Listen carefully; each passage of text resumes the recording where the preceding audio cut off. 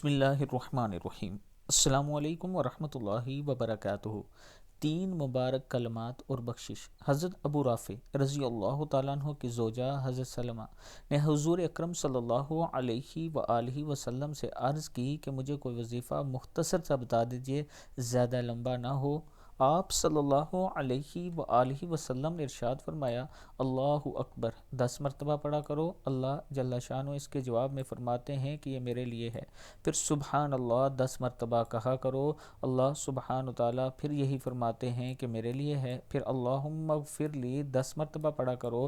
حق تعالیٰ شان فرماتے ہیں، ہاں میں نے مغفرت کر دی۔